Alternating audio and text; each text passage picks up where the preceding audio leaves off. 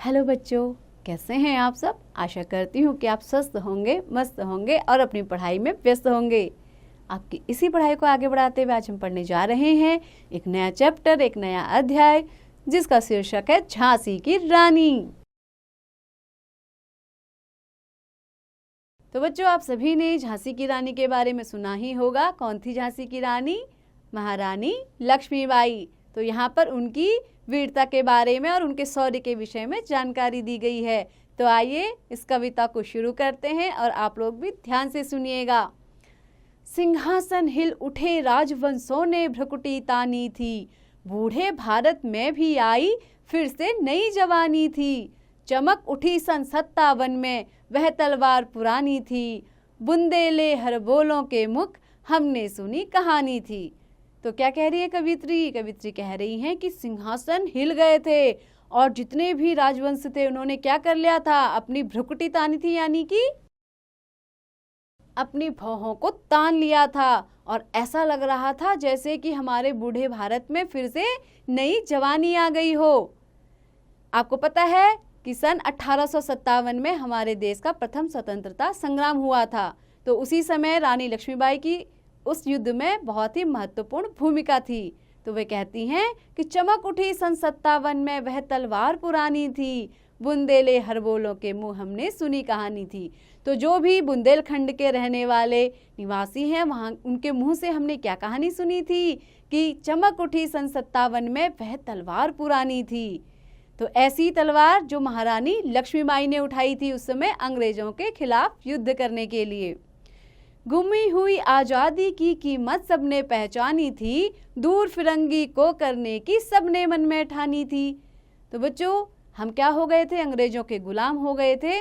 तो उस खोई हुई आज़ादी की कीमत सबने पहचान ली थी और दूर फिरंगी को करने की, फिरंगी यानी कि अंग्रेज, और उन अंग्रेजों को इस भारत देश से बाहर निकालने के लिए सबने मन में ठान ली थी।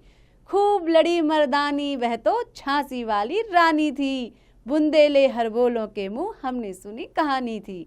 तो बुंदेलखंड के हर बोलों के मुंह से हमने क्या कहानी सुनी थी कि खूब लड़ी मर्दानी। वो कैसे लड़ी? मर्दों की तरह लड़ने वाली थी। और वो कौन थी? झांसी की रानी लक्ष्मीबाई।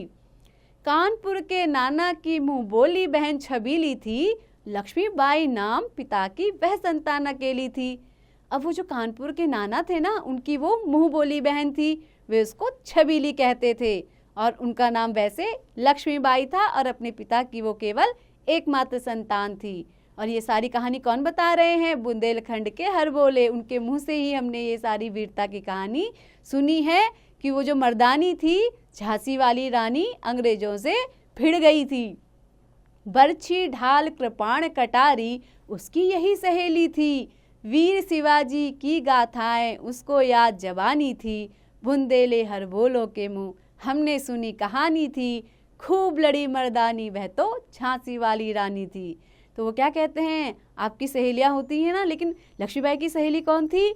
बरछी, ढाल, कृपाण और कटार, यानी कि जो जो भी अस्त्र शस्त्र लड़ने के काम में आते थे वो सभी उनके क्या बन गए थे? मित्र बन गए थे। और वीर छत्रपति शिवाजी की जो कथाएं थी उनको जवानी याद थी। तो बुंदेले हर बोलों के मुख हमने यही कहानी सुनी थी कि जो झांसी की रानी थी वो खूब मर्दों की तरह लड़ी और उसने अंग्रेजों से युद्ध किया हमारे देश की रक्षा करने के लिए। रानी बढ़ी काल पियाई कर 100 मील निरंतर पार, घोड़ा थककर गिरा भूमि पर गया स्वर्ग तत्काल सिधार। और जब रानी लक्ष्मीबाई का अंग्रेजों के साथ युद्ध चल रहा था तो उस युद्ध में वे कालपी आई और लगभग उन्होंने 100 मील की दूरी तय की। तो इतने दूर चलते चलते उनका घोड़ा थककर गिर गया और तुरंत ही मृत्यु को प्राप्त हो गया। बुंदेले हर बोलों के मुंह हमने सुनी कहानी थी, खूब लड़ी मर्दानी वह तो झांसी वाली रानी थी। खूब लड़ने वाली वह मर्दानी कौन थी? झांसी की रानी थी। ऐसा हमें कौन बताता है? बुंदेले हर बोले, उनके मुंह से हमने यही कहानी सुनी थी। यमुना तट पर अंग्रेजों ने फिर खाई रानी से हार, विजयी रानी आगे जल्दी किया ग्वालियर पर अधिकार। तो बच्चों, यमुना तट यानी कि यमुना नदी का किनारा। तो यमुना के किनारे अंग्रेज लोग फिर से महारानी लक्ष्मीबाई से हार गए और रानी विजयी होती हुई कहाँ बढ़ दी, आगे बढ़ गई, और जहाँ उन्होंने ग्वालियर के किले पर भी अपना अधिकार कर लिया। बुंदेले हर बोलों के मुंह हमने सुनी कहानी थी, खूब लड़ी मर्दानी वह तो झांसी वाली रानी थी। तो हमने बुंदेलखंड के हर बोलों के मुंह से यही कहानी सुनी थी कि अंग्रेजों के खिलाफ लड़ने वाली वह रानी लक्ष्मीबाई बिल्कुल उनसे मर्दानियों की तरह यानी मर्दों की तरह लड़ी थी। अंग्रेजों के मित्र सिंधिया ने छोड़ी राजधानी थी, चमक उठी सन 57 की वह तलवार पुरानी थी। बुंदेले हर बोलों के मुंह हमने सुनी कहानी थी, खूब लड़ी मर्दानी वह तो झांसी वाली रानी थी। तो अंग्रेजों का जो मित्र था सिंधिया, उसने भी डर करके अपनी राजधानी छोड़ दी।